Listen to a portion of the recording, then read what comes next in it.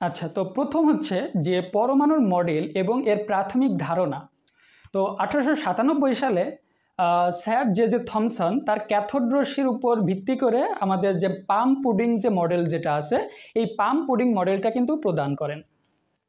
তারপরে বিজ্ঞানী রাদারফোর্ড 1911 সালে, বিজ্ঞানী বোর 1913 সালে, এবং লাস্টে হচ্ছে কোয়ান্টাম বলবিদ্যা পরমাণু মডেল, যেটা 1924 থেকে 1927 খ্রিস্টাব্দে উপস্থাপিত হয়। আসলে আমাদের যে পাম পুডিং যে মডেলটা ছিল, এটা আসলে সম্পূর্ণরূপে এক্সপ্লেন করতে ব্যর্থ হয় কিছু কিছু বিষয়, যে অনেকটা কেকের মতো দেখতে। তার পরবর্তীতে রাদারফোর্ডে কিন্তু মেইনলি আমাদের যে নিউক্লিয়াস, পরমাণু বা অ্যাটমের মধ্যে যে নিউক্লিয়াসের যে এক্সিস্টেন্স, এইটা কিন্তু রাদারফোর্ড আবিষ্কার করেন। কিসের মাধ্যমে? তার ওই যে আলফা কণার বিস্ফোরণ, এটার মাধ্যমে। পরবর্তীতে বোর কি করেন? বোর আসলে যে পরমাণুর বাইরে যে নির্দিষ্ট কক্ষপথ আছে, এই কক্ষপথের বিষয়টা কিন্তু সে এনশিওর করে। আচ্ছা, তারপরে কোয়ান্টাম পরমাণু মডেল, এইটা আসলে যে পরমাণু যে ত্রিমাত্রিক যে দিক বিন্যাসটা আছে, এইটা কিন্তু রিপ্রেজেন্ট করে আমাদের কোয়ান্টাম বলবিদ্যা পরমাণু মডেল। তো আমরা সবগুলোই শিখবো আস্তে আস্তে। এবার আসি যে রাদারফোর্ডের পরীক্ষায় ব্যবহৃত উপকরণ। রাদারফোর্ড তার পরীক্ষায় আসলে কি কি উপকরণ ব্যবহার করছে? প্রথম কথা, সে আলফা কণা ব্যবহার করছে। দ্বিতীয়ত, স্বর্ণপাত ইউজ করছে। আচ্ছা, স্বর্ণপাতই কেন ইউজ করলো? আমরা এখানে প্লাটিনাম কিংবা রূপা ইউজ করতে পারতাম, স্বর্ণই কেন?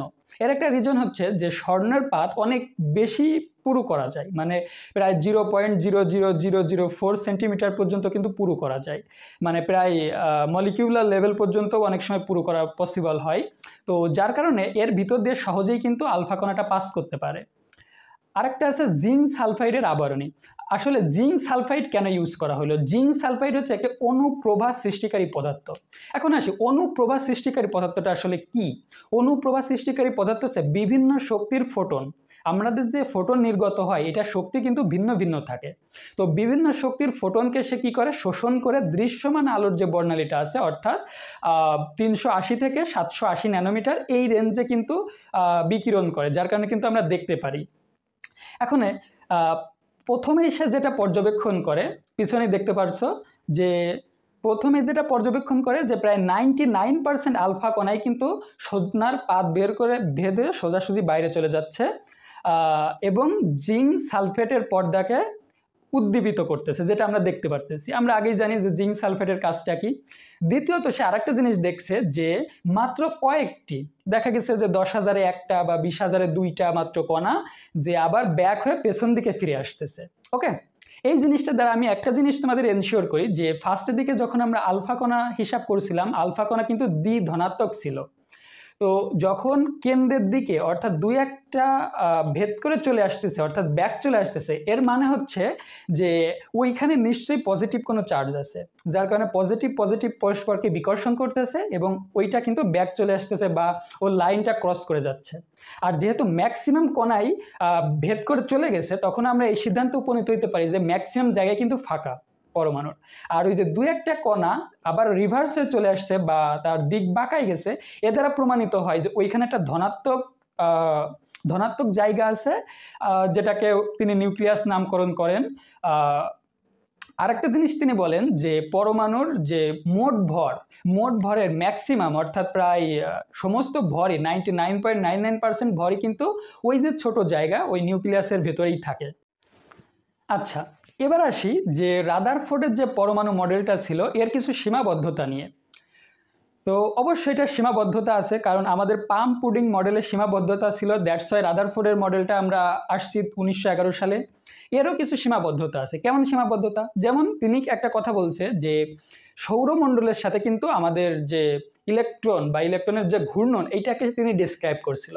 এখন আমি তোমাদের একটা জিনিস বুঝাইতে চাই, সেটা হচ্ছে সৌরমণ্ডলের যে গ্রহ সমূহ আছে বা উপগ্রহ, এরা কিন্তু সামগ্রিকভাবে চার্জহীন।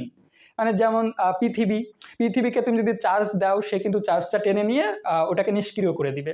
তো আলটিমেটলি চার্জহীন। বাট আমরা বলতেছি যে কেন্দ্রে যেটা আছে, এটা কিন্তু যে নিউক্লিয়াস, এটা পজিটিভ চার্জযুক্ত।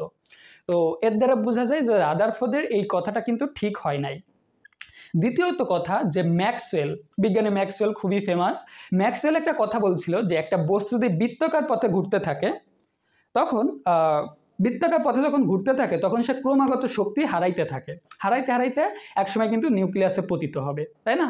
তো কিন্তু দেখা যায় যে ইলেকট্রন যে ঘুরতেছে কখনোই নিউক্লিয়াসে পতিত হয় না। তো আলটিমেটলি রাদারফোর্ডের এই যে বক্তব্যটা যে নিউক্লিয়াসকে কেন্দ্র করে ইলেকট্রন ঘোরে, এইটাও কিন্তু ওইভাবে আস্থাশীল হলো না।